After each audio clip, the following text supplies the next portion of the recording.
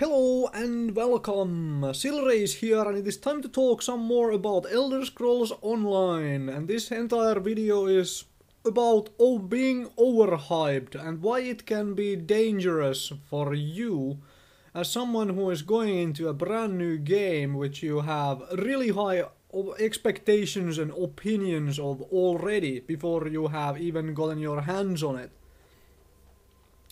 So, personally, I don't buy games unless I have done some research into them.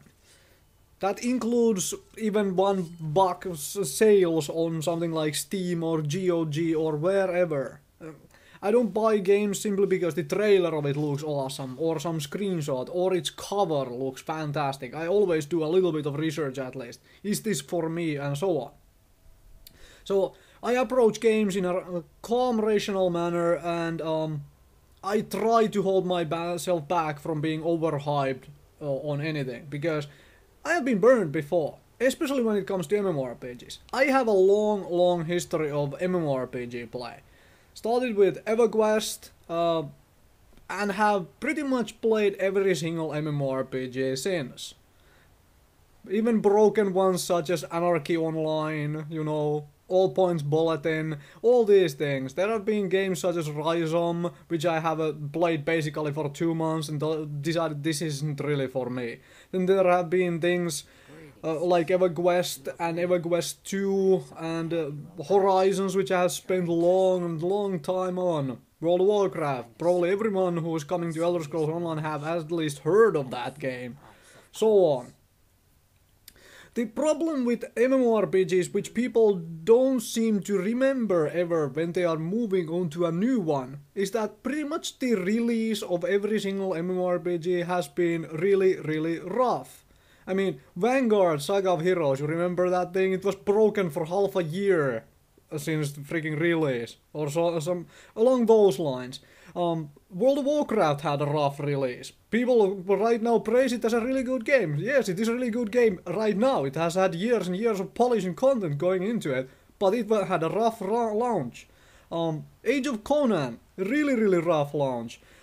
Star Wars The Old Republic launched in pretty nice shape, but it had no endgame content whatsoever for people to do who just, you know, speedrun themselves to the endgame. And they're like, we didn't expect anyone to, like, you know, get to the endgame this fast. Well, yeah.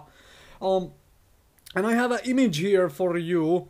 For anyone, well, I took this from Mythics forums back in the day, and if anyone recognizes this, good for you.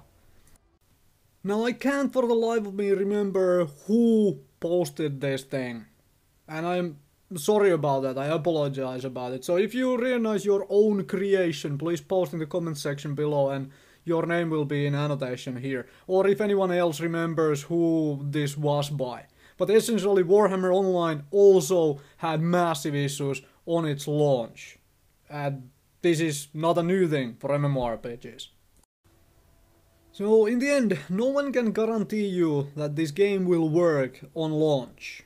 I'm quite sure the developers try to do their best, but I mean, take a look at previous MMORPG releases, like I've said. Login server problems, actual game server crashes, massive bugs, glitches, all sorts of things. Login servers being down for half of the early access simply because they couldn't handle the load and had to be redone almost entirely. And so on. And when you come across these problems and you are overhyped, that you want the game to succeed, that you really want to play and all this stuff, then you're gonna go be entirely angry and be on the forums, you know, and yelling at the people and so on, which, well, you have the, you know, freedom to do that, but it doesn't actually make you feel any better about the game, and it makes you hate the game then because you were overhyped previously. Which is why I said in the starting of this video that being overhyped about something can be really dangerous to your view of the game in general. So approach it from the point of view that there will probably be problems, but, you know, those happen, and don't let that affect how you view the game in general. And also, Elder Scrolls games also have a long laundry list of problems within them, glitches and bugs specifically. Let's throw out an example here from the latest iteration, which is Skyrim. Blood on the Ice quest. That quest line, it wasn't really fixed at any point, and it has, like, it's notoriously difficult to get started, unless you are specifically know how to start the game and you are trying to get it started. But if you are just playing for the funsies and doing other things, and you can skip an entire quest line because of, you know, bugs and glitches, and there are some serious glitches within the quest itself, so you might not even get the actual, like, reward for the quest, which is the certain amulet. So there is always that. And of course, all these developers keep asking for fan feedback. You know, they want the fans to, like, feedback on them during betas and whatnot. And then you come into a lot of things where something gets added to the game really quickly because of fan feedback. Let's what is a really good example? Okay, Elder Scrolls Online example actually does really well here. People wanted in the first person view. It wasn't originally in the plans. They straight up said that this will be a third person game like most MMORPGs are, and intended to play as such. But then the fans really wanted the whole first person view, and it was added. All the animation work was done for it and so on. So the big question is here, when something is added this quickly into a game, what got put aside for that to happen? What will get delayed for, which was, for example, planned for the launch, but is now delayed to come after the launch, after the release of the game, simply because something else had to put in first, which fans really wanted, such as the first person view here. And if at the very worst case scenario, did something get entirely scrapped because of it?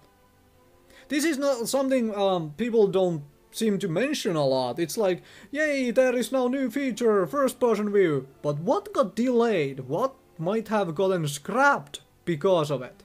Because if it wasn't in the works for to be put in before release, but way after release.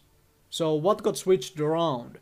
Did we lose some endgame content, which we probably are going to have to wait quite a while now, or whatever else? And final piece of thing I want to put in here at the end. MMORPG developers in general have a tendency to blow things out of proportion wildly.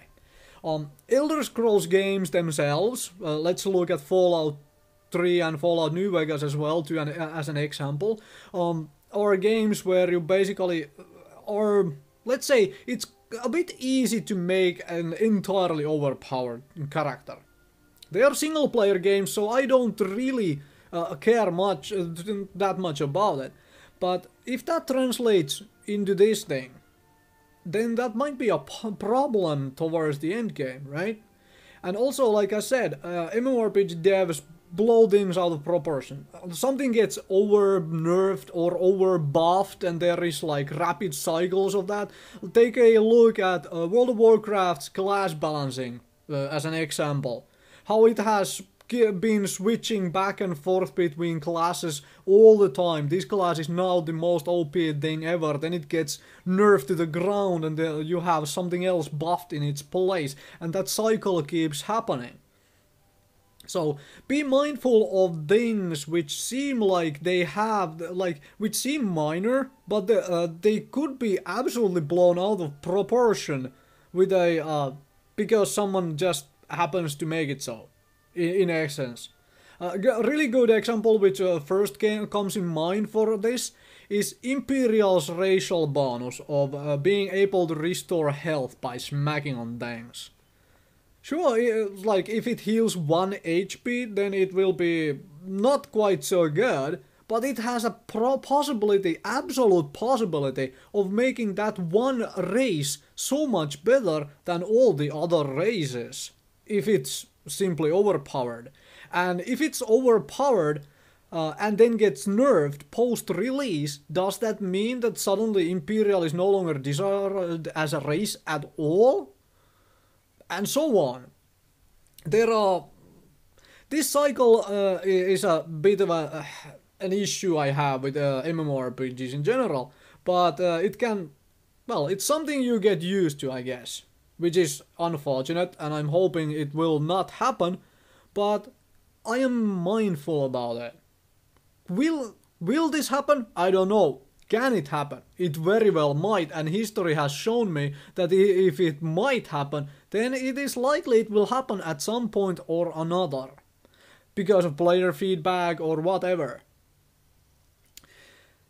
And this is, by the way, one reason why majority of the PvP MMORPGs out there didn't actually bring racial bonuses in their games. Guild Wars 2 is a bit of a different ballpark here, but for example, Age of Conan, Warhammer Online, none of these games had actual racial bonuses for the races. Anyway, thank you very much for watching. Hopefully this helped you calm down a little if you are a massive Elder Scrolls Online, an Elder Scrolls fan, an MMORPG fan, and give rational thought to this game. It's like, it is probably going to have problems. That is the fact.